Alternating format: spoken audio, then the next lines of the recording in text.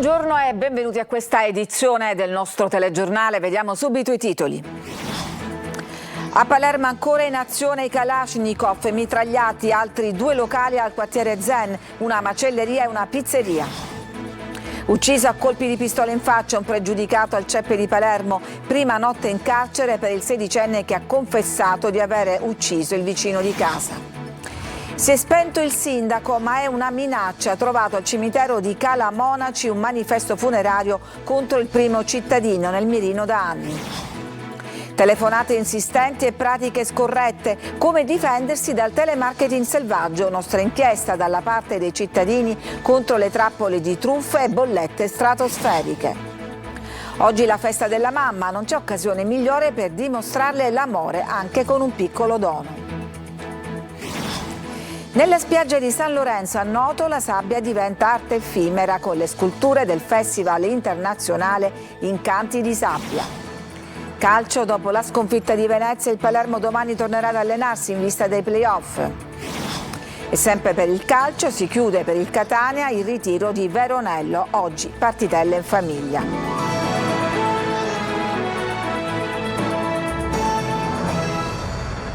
2 omicidi in 48 ore a Palermo su cui stanno indagando le forze dell'ordine, ma intanto si continua a sparare. Nuova intimidazione contro 2 locali del quartiere Zen. Sentiamo Maglio Viola. Da Sferracavallo allo Zen, 2 quartieri diversi, una borgata marinara il primo, un quartiere dormitorio di case popolari il secondo, eppure entrambi ricadono dentro il medesimo mandamento mafioso, quello di Resuttana San Lorenzo, una circostanza da non sottovalutare. È proprio qui che i giovani di Cosa Nostra stanno imponendo il proprio predominio, ne sono convinti gli inquirenti e la notte di fuoco appena passata ne darebbe l'ennesima conferma. Ancora un mitra sovietico in azione, ancora una sventagliata di colpi di Kalashnikov, stavolta contro una macelleria e una pizzeria del quartiere Zen. L'intimidazione è avvenuta in piena notte in via Luigi Einaudi. È una sequenza infinita quella delle intimidazioni, iniziata a novembre scorso con le bottiglie incendiarie lasciate in 5 locali di Sferracavallo e continuata con colpi di mitra contro attività commerciali. Gli inquirenti hanno il video della sparatoria del 9 aprile contro un'auto rimessa di Tommaso Natale. Adesso stanno cercando le immagini anche della sparatoria di stanotte. La pista è quella del racket. Le armi usate invece riportano alla leggenda dell'arsenale segreto mai rinvenuto della famiglia Lo Piccolo. E adesso si muove anche la politica. Per gli esponenti di Fratelli d'Italia la situazione è inaccettabile e serve uno Stato che sia percepito come presente, mentre i 5 Stelle hanno chiesto al prefetto un posto di polizia aggiuntivo a Sferracavallo. Tentativi di riportare il sereno nella comunità della zona nord della città di Palermo che si sente sotto assedio. E come dicevamo c'è stato un secondo omicidio in poche ore a Palermo. La vittima è un 34enne, un pregiudicato ucciso a colpi di pistola al quartiere Ceppe. I particolari nel servizio di Tonino De Mana. È stato trovato in auto con ferite d'arma da fuoco al volto e alla testa, adagiato sul sedile della sua Smart ferma in via Paladini nel quartiere Cep. È morto così a Palermo Placido Barrile, 34 anni, noto alle forze dell'ordine, il cui corpo senza vita è stato rinvenuto dal fratello che ha lanciato l'allarme. L'auto era parcheggiata davanti alla quinta circoscrizione a pochi passi dal murales dedicato a Totò Schillaci. Sul posto sono arrivati i sanitari del 118 che hanno solo potuto constatare il decesso. Sulla vicenda indagano i carabinieri che hanno sentito i familiari della vittima nel tentativo di risalire agli autori e quindi al movente. Già acquisiti filmati dei numerosi sistemi di videosorveglianza della zona. Placido Barrile nel 2014 era stato arrestato per rapina aggravata e lesioni personali. Secondo le accuse, insieme ad un 27enne, aveva colpito con calci e pugni un passante in via Arrigo Boito per rubargli un borsello ed un braccialetto in oro. È il secondo omicidio a Palermo in poche ore. E se in questo caso sembra trattarsi di una vera e propria esecuzione, ancora tutto da chiarire, movente dinamica dell'agguato per cui un 16enne ha ucciso con 3 colpi di tubo il vicino di casa. Sentiamo Maglio Viola. Prima notte nel carcere del Malaspina per il giovane 16enne che ha confessato di aver ucciso con 3 colpi di tubo sferrati alla testa il vicino di casa Pietro De Luca, infermiere in pensione di 69 anni.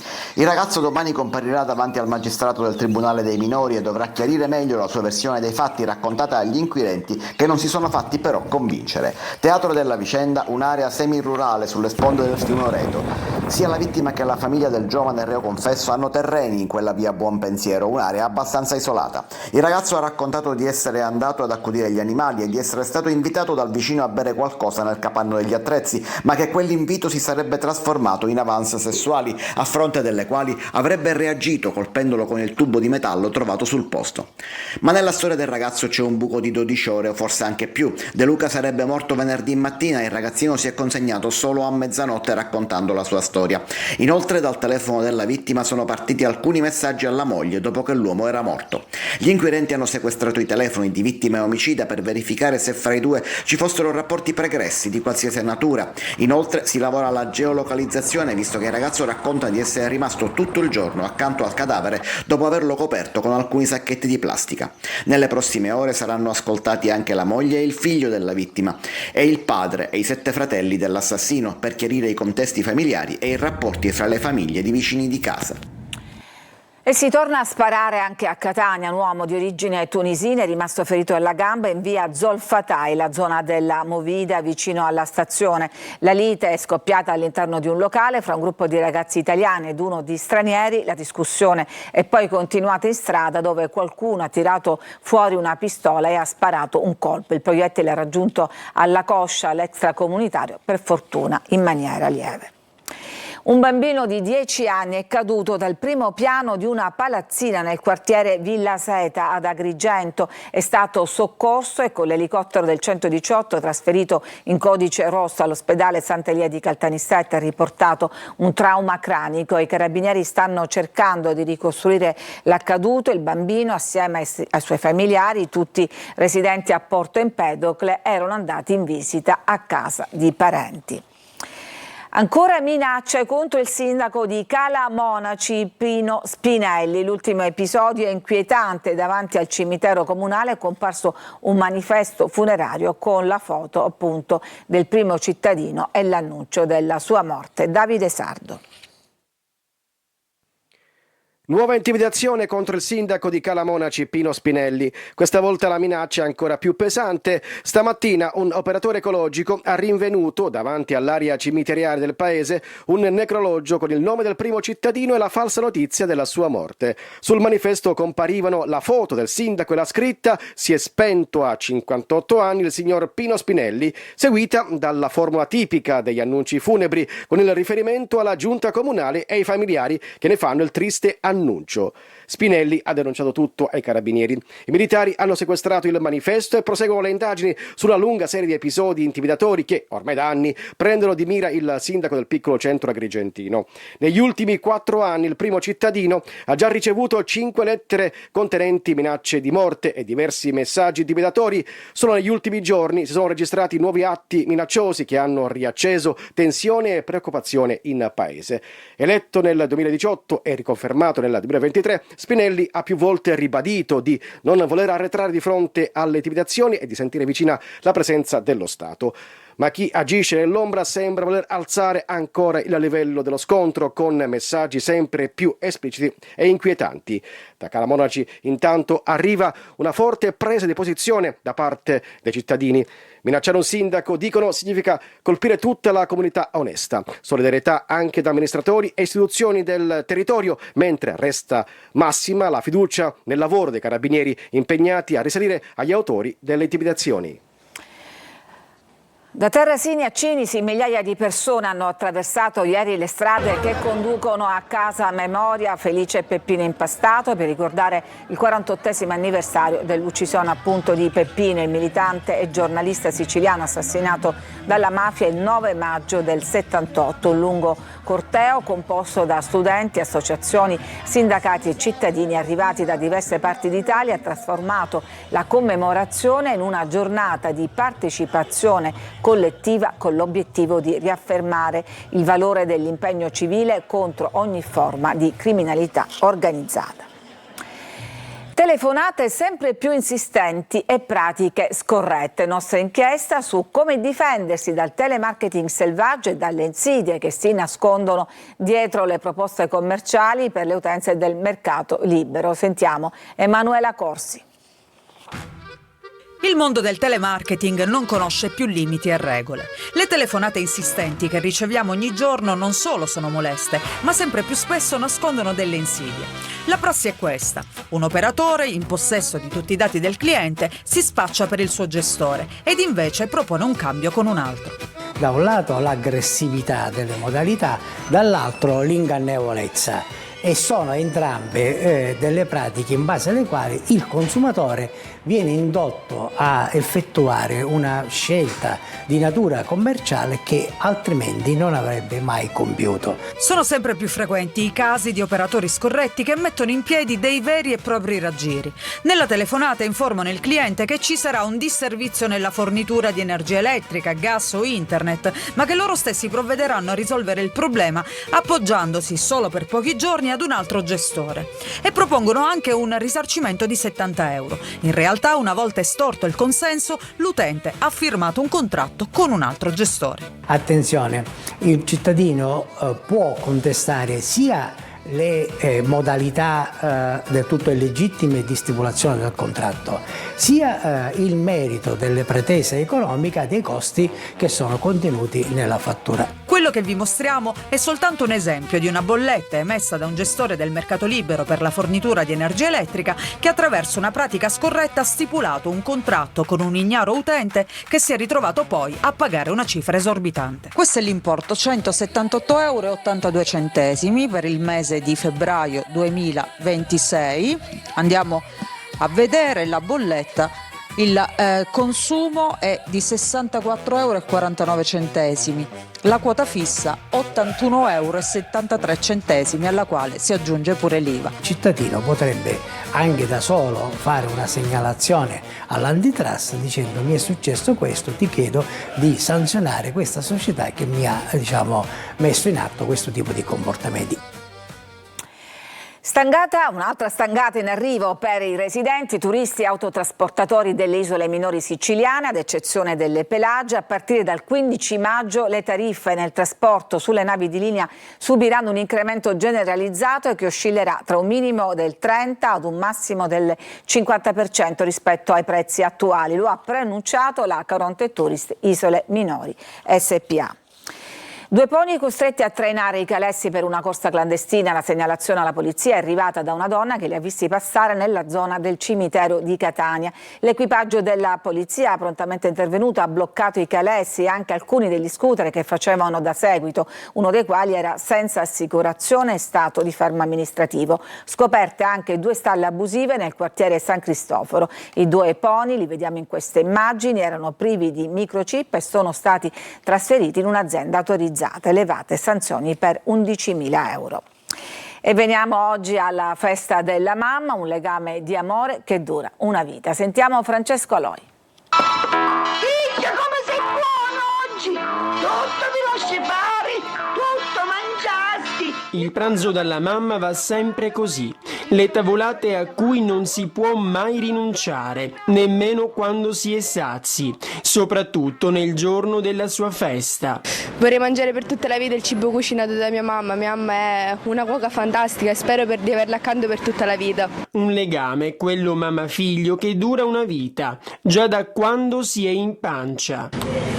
Dunque, allora, ecco, lo sente il cuore? È il cuore? Già. Così veloce, è normale? Normalissimo, va tutto molto bene. È in perfetta salute. Però spesso il lavoro può allontanare la madre dal figlio. Un disegno trovato in casa, fatto dalla figlia, ha portato Natalie Parks a lasciare il lavoro dei suoi sogni. La giornalista sportiva della BBC non ha resistito, ha scelto l'amore per la sua piccola. Essere mamma sicuramente è un lavoro difficile, ma anche giusto che la donna abbia il suo spazio. Non c'è nessuno? Chi è? Anche da adulti, per una mamma si resta sempre bambini, da coccolare in ogni modo.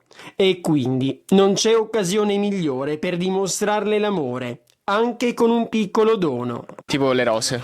Tu in mano ne hai 3. Sì, perché oltre a me abbiamo pensato giustamente anche a mia nonna e a mia zia. E quindi auguri a tutte le mamme. Ci fermiamoci adesso una pausa e torniamo dopo per parlare di sculture e di sabbia e anche della Corri Catania. Tra poco.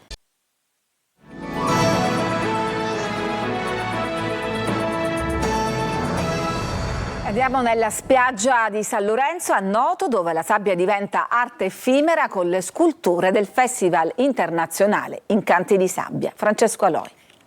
In questo momento stiamo incollando le nostre opere con delle colle naturali che permettono appunto il fissaggio. Tanto belle quanto fragili. Per realizzare una scultura di sabbia serve molta pazienza. Nei giorni scorsi c'è stato vento, molte opere sono crollate e la mia appunto l'ho dovuta praticamente fare quasi tutta da zero. Nella spiaggia di San Lorenzo a Noto c'è il Festival Internazionale Incanti di Sabbia. Per questo è possibile ammirare tutto ciò. Noi giriamo il mondo facendo sculture di marmo e di sabbia. La sabbia è come un acquarello, no? Una cosa veloce che si può fare con fantasia. Ci ispira a fare le sirene, io sto facendo questo pezzo qua con i pesci. Tutto è effimero, resiste per appena qualche giorno. Ma qui si vive un cantiere didattico che coinvolge gli studenti dell'Accademia di Belle Arti di Catania. Per i ragazzi è stata un'opportunità grandiosa di poter imparare una tecnica che non possono imparare all'interno delle quattro mura di un'aula. La sabbia incanta non solo i bambini, ma incanta anche gli adulti, anche perché con la sabbia si possono fare delle cose assolutamente straordinarie. Chi viene qui rimane incantato anche da queste sculture. Quelli dei ragazzi sono quasi tutte ceramiche, mentre i nostri, in particolare, ci sono terrecotte colorate, ci sono bronzi, ci sono sculture in ferro e sculture in gesso. Corri Catania in 20.000 alla corsa camminata nel centro storico, tra i partecipanti intere famiglie ed anche i loro amici a quattro zampe. Tonino De Mana.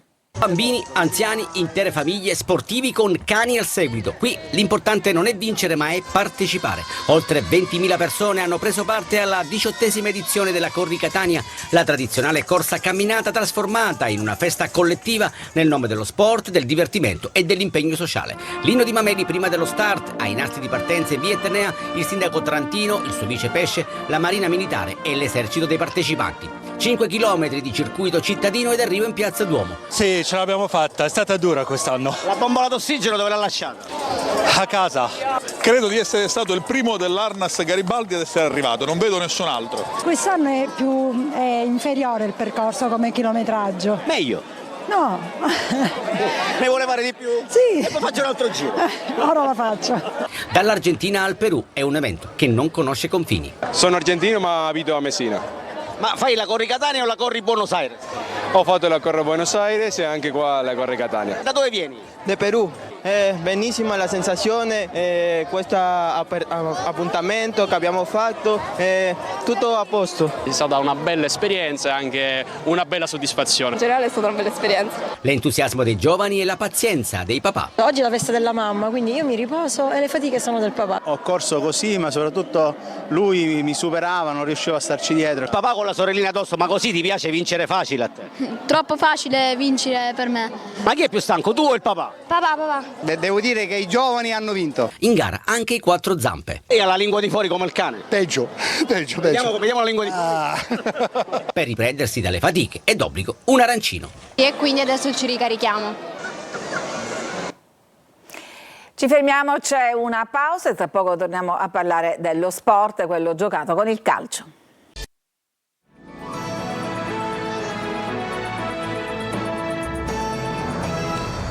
E siamo al calcio, da domani il Palermo tornerà ad allenarsi in vista dei play-off, la sconfitta di Venezia è già stata archiviata, domani al Barbera seduta a porte aperte per i tifosi. Marco Gullà.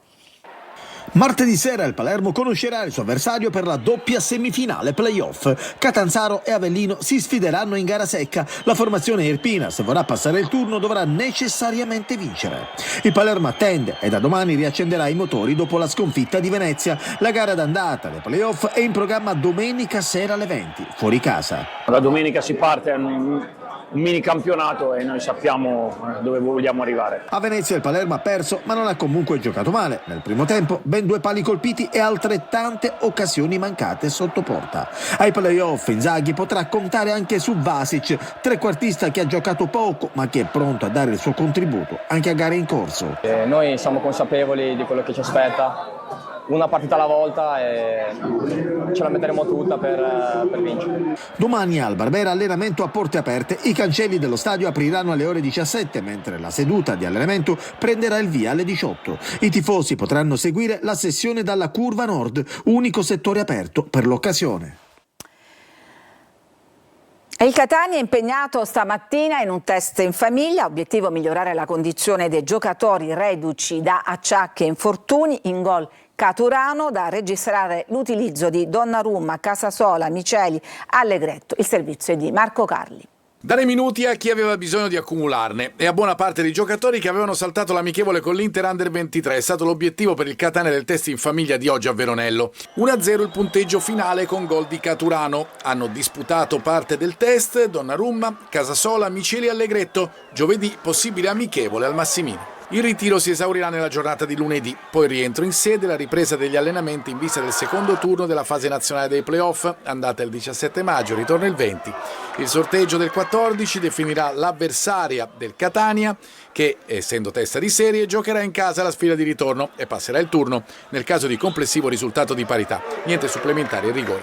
Intanto finisce 1-1 il primo atto della finale playoff del campionato Primavera 3 fra Catania e Latina, Annesima Laziale in vantaggio dopo 4 minuti con Betti. I ragazzi allenati da Marco Biaggianti creano numerose occasioni da rete e pareggiano con Alessandro Coriolano che trasforma in rigore e poi rende omaggio a Orazio Russo. Sabato 16 maggio con inizio alle ore 15 allo stadio Francioni, il match decisivo. Ed è tutto per questa edizione, grazie per averci seguito, a tutti una buona domenica e auguri anche a tutte le mamme. Buon proseguimento di giornata.